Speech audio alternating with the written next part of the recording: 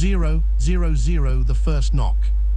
I didn't buy the doorbell for safety, I bought it for the chime. It's ridiculous, I know, but when you live alone long enough, the click hum of electronics becomes a soundtrack you can trust. The heater's shy cough, the fridge translating its own language of ice and settling coils, and the doorbell, a bright little piano key, a sound that said, someone is here even if you don't want them to be. The first time, it rings at 2:41 a.m. The live view loads grainy, like the lens is waking up, street washed blue. A figure stands half inside the frame, not facing the camera, facing the door. The hood is grey, the mask is wrong, a paper plate cut into an oval, cartoon holes for eyes, mouth coloured in with a child's marker until the ink bled. The cheapness of it is what claws at you. If evil dressed like a movie, you'd know what to do, but evil wearing a craft project, you freeze. No motion, no wave, no threat, just the stillness of someone listening. I whisper without thinking, like the doorbell could hear me. Hello. The figure tilts, listening back. Then the sound, a muted tap against wood, not a knock, a fingernail, a test. You can scroll back and watch with me. The timeline bar is a cold ruler measuring fear in seconds. I do what all of you would do, I talk myself out of it. A drunk, a dare, a neighbor's kid. The suburban mind is a defense attorney. It will make the worst man harmless so you can go to bed. I go to bed. Night one ends with a package. Small square wrapped in brown paper, no tape, no writing, inside nothing. 007, say your name. By the way, I didn't mention the smart lock, did I?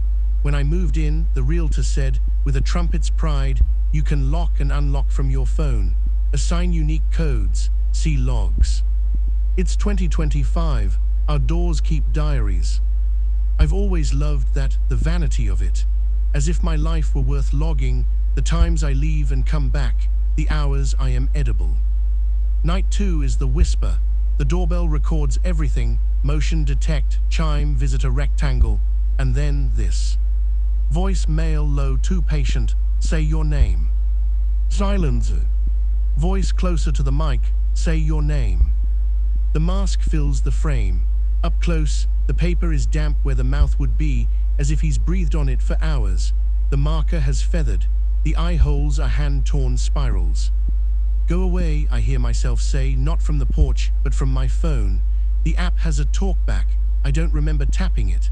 The voice that comes out of the doorbell is mine, but carried by jitter. Go away or I'm calling the police. He leans in, the mic distorts. What he says is not loud, louder would be a favor. Voice, you already did. The smart lock chirps, not the chime.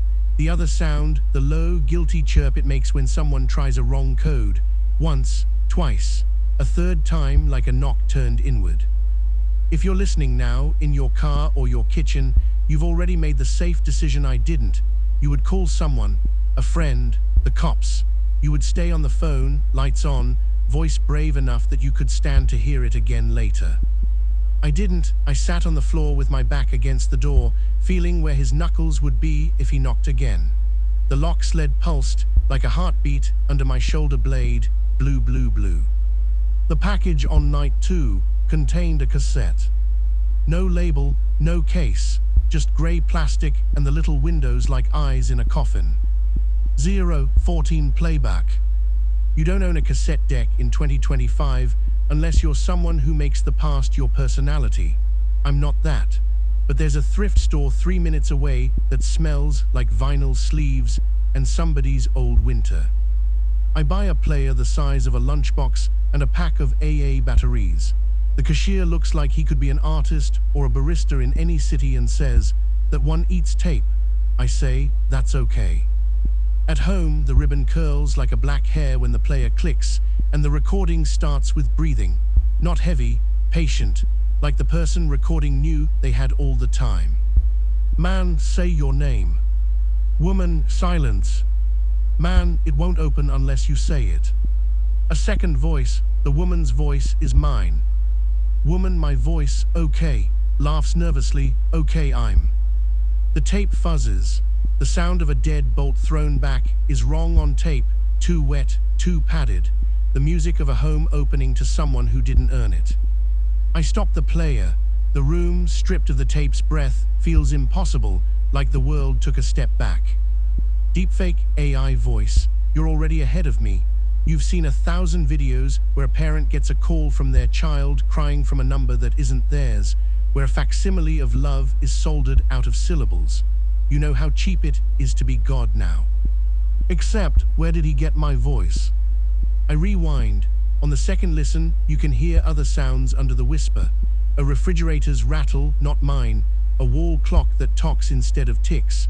2 birds. I catalog everything I can. Obsession is courage that forgot how to stand. I leave the cassette in the player and don't sleep.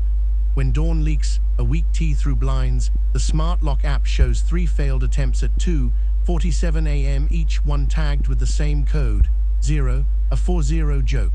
But the door's log shows something else at 2:52, unlock voice. There is no voice unlock. I check settings, search help docs, update firmware.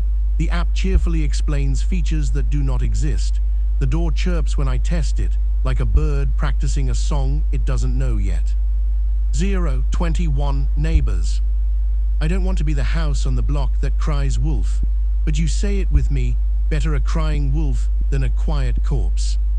Marla across the street bakes on grief. A widow, 2-year, still warm with casseroles. She wears her hair like a question. When I show her the doorbell clip, she watches with the body of someone in church. When the whisper says, say your name, she mutters, Jesus. Do you recognize him, the build? No, her hand goes to her throat, but it's not a him. What? The wrists, she says, pointing at the freeze frame. The sleeves have ridden up when the figure leaned in, too small or young. A kid, or someone built like a kid. The idea makes me nauseous in a way I can't defend. A monster is easier to fight than a child. At 9 p.m., Marla texts, he's back. She includes a shot from her own door cam, same paper mask, same stillness. Her porch light is yellow and the mask looks diseased. I walk to the window and part the curtain with 2 fingers like I'm in a bad play. He's on my porch again, as if called by being named. The brown paper package sits at his feet, patient. I try the talk back again. Who are you? He lifts his hand and taps the door. Tap, tap, tap. Voice, say your name. You already know it, I say, blood flattening. He breathes. Voice, I want to hear you say it. You listening, you. With your screen's glow on your face and that little shiver that you blame on the AC, this is where you start yelling at me to not do it. Don't give the thing what it wants. Don't make the rules in your own home out of your enemy's bones. And you would be right, righteous. I lean to the door. My phone in my hand, in talkback mode, is warmer than my skin. My name is. The door unlocks. Not because I said it, because he says my voice saying it with me. The talkback returns a mirror. Somewhere he has recorded me, and now we speak in duet. The bolt slides, the deadlock breathes. The door opens 1 inch before the chain catches. The chain I never use. The chain that exists to make you feel safe. He doesn't push. He places the new package just inside, on the mat, past the threshold, and closes the door. The last frame my camera catches before the door shuts is the mask turning, not to me. To the camera, the holes for eyes do what eyes do when they're alive. They find you. 033 inside. I don't open it. I won't give you the satisfaction of calling me stupid. I am not brave enough to be stupid tonight. I carry the package to the sink and cut it open with a knife like I'm doing surgery on my fear. Inside, a USB drive. Black, unbranded, as if it were born in a drawer. I know what you're thinking. Don't plug it in. Of course I plug it in. If a stranger puts a door in your hand, you open it, or you live the rest of your life wondering what the other side smells like. The drive contains a single folder named Front and a single file named Back. The folder is empty except for timestamps, text files titled with dates and hours that match my doorbell chimes. The file back, MP4, is a video. I play it, it's my hallway, my door, my back. He filmed me from the window behind me while I watched him from the door in front of me. For the last 2 nights, while I leaned against the door and listened, there was a second camera, inches from the glass, looking at the crown of my head, the slope of my fear. The audio is tender. Me whisper, hello. Me breath, shaky. Voice outside through door, say your name. Me go away. Voice, you already did. There's a reflection in the glass that I don't see until the 3rd watch. Not his face, but something like a pattern on the paper. Not marker, not crayon, printed. Letters so small they looked like woven linen until you pause and zoom and ruin the pixels. Their names. List after list, typing so tiny you'd need a magnifying glass in real life to read them, all printed on the mask. First names, last names, nicknames, hyphenates, names with double vowels, names that could be anyone. The mouth on the mask is where the names bunch into a jammed paragraph, as if the paper tried to swallow a phone book. One name repeats, ringed in Sharpie like a target, mine. I throw up in the sink. 049, the visit. I can't ask you to stay with me through every hour.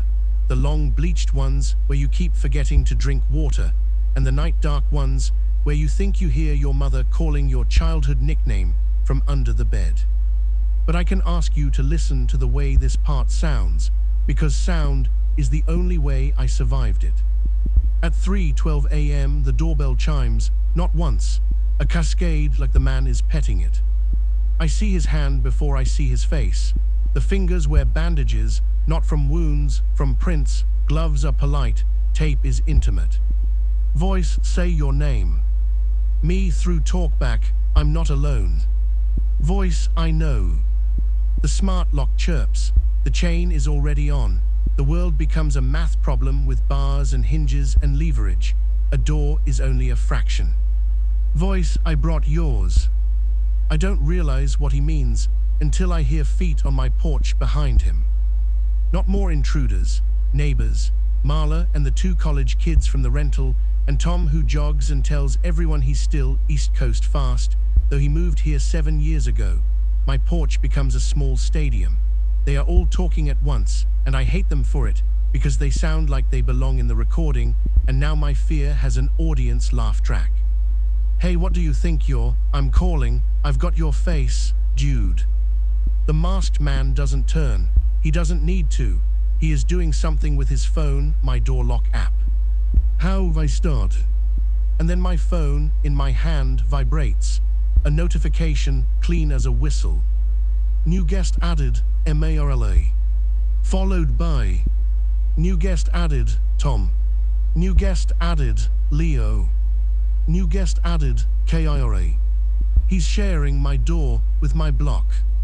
I swipe settings, panic, remove guest, it doesn't take. The app shows me a button I've never seen before, a God mode I didn't buy. Household voice profile, trained.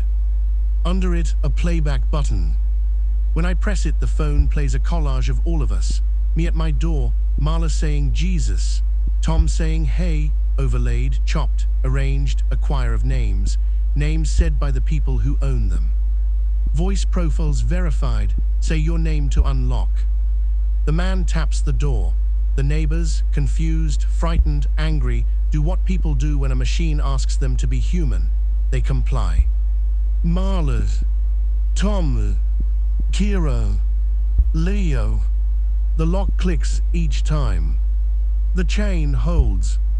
Your turn. I put my mouth to the seam of the door. The wood smells like winter. The chain is taut. The whole house has the tension of a violin string right before it breaks. My name is. I stop. Not because I'm brave, because the tape starts playing. From inside my living room, from the thrift store cassette player on my coffee table, speaker up, batteries slow dying, comes my voice, the exact syllable I was about to give away. Woman me on tape, okay, I'm. It fills the hall at the same instant as the phone in my hand, plays the voice profile, and the man outside drops his mask to his chest for the first time. He's nobody, a face so perfectly average you could draw it from memory before ever seeing it, which is how you know it's true, the nightmare of the recognizable stranger. He smiles like a dentist. He waits for me to finish a word that he already has. The chain thrums, and then salvation from the dumbest, most human corner of the universe. The college kids' rental Wi-Fi goes out. A wind, a squirrel, a roommate unplugging a thing to charge another thing, I don't care. The whole street momentarily loses its grip on the invisible rope that ties us to the sky. My app spins, the lock goes deaf. The door, for one elastic second, belongs to wood instead of cloud. I slam it shut the rest of the inch and throw my shoulder, my hip, my name against it. Get off my porch, I scream, and the scream is so animal that it cannot be deepfaked, cannot be trained, cannot be shared. It is the sound a throat makes when a body remembers it has teeth. The door holds. Outside he laughs, a small sound, not evil, pleased, as if we have just invented a new rule together. Voice okay. Next night. 112 coder. You want a neat ending, I understand, so do I. Police reports, file numbers, a locksmith who says, with pride he didn't earn, that now your door is truly safe. A neighbor barbecue where everyone pretends we met under better lighting. A lesson. Instead, there is a box on my porch every night. Sometimes it's empty, sometimes a cassette, once a small mirror with my name etched backwards on the back, twice a page torn from a phone book who still has those, with my street circled in red, like a teacher graded my life. The doorbell recordings continue. He returns, he asks, I don't answer. He says my name with my voice, and the lock thinks about it like an obedient dog resisting a treat. The chain hums its single note. The app learns new modes I never downloaded. I have a plan, you're going to hate it. Tomorrow night, before he comes, I'm taking the doorbell off. The lock too. I'm going to make my house dumb again. I'm going to make my home something that can only open to wait and will, and a voice that is right here in the hot air of the room. If he wants my name, he can have the one that doesn't live in the cloud. He can hear what it sounds like when a human says no and means it so hard it becomes a different kind of yes. Yes to being alive. Yes to the stupid chain. Yes to the neighbors I hate and the Wi-Fi I love and the cassette player that eats tape. If he wants it, he can take it from my mouth. And if you're watching this, because yes, I'm uploading, I'm letting the horror economy chew me like a ribbon, know this. When the paper mask leans to your doorbell and asks you to say your name, don't. It's already learned how you sound, it just hasn't learned how you refuse. So go to your door, put your palm flat, feel the seam, listen past the electronics to the wood. When they whisper, say your name, say this instead. I am home. And make the house believe you.